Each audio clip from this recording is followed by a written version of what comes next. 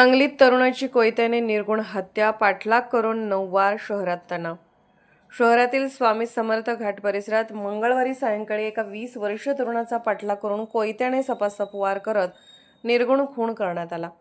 या घटनेमुळे शहरात एकच खळबळ उडाली असून संशयिताच्या घरावर दगडफेक झाल्याने काही काळ तणावाचे वातावरण निर्माण झाले. मृत तरुणाचे नाव चैतन्य देवा तोरणे, राहणार टिंबर एरिया, सांगली असे आहे.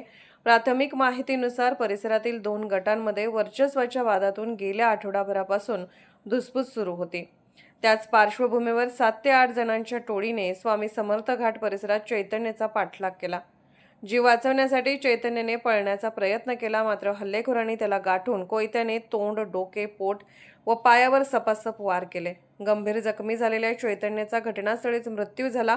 हल्ल्यानंतर आरोपी घटनास्थळावरून पसार झाला. आयर्नविन पुलावरून गस्त घालणाऱ्या बीट मार्शलच्या निदर्शनास ही घटना आल्यानंतर सांगली शहर पोलिसांना माहिती देण्यात आली. पोलीस अधीक्षक तुषार दोशी, अपर पोलीस अधीक्षक कल्पना बारवकर, स्थानिक गुन्हे अन्वेषण शाखेचे संजीव झाडे आणि शहर पोलीस निरीक्षक अरुण सुगावकर यांनी घटनास्थळी भेट देऊन पाहणी केली. घटनेनंतर संशयिताच्या घरात दगडफेक झाल्याने परिसरात काही काळ तणाव निर्माण झाला. पोलिसांनी बंदोबस्त वाढवला असून स्थानिक गुन्हे अन्वेषण शाखेसह शहर पोलिसांची विशेष पथके आरोपींच्या शोधासाठी रवाना झाली आहेत. पोलीस पुढील तपास करत आहेत. Bureau report, SR news 24, Sangli.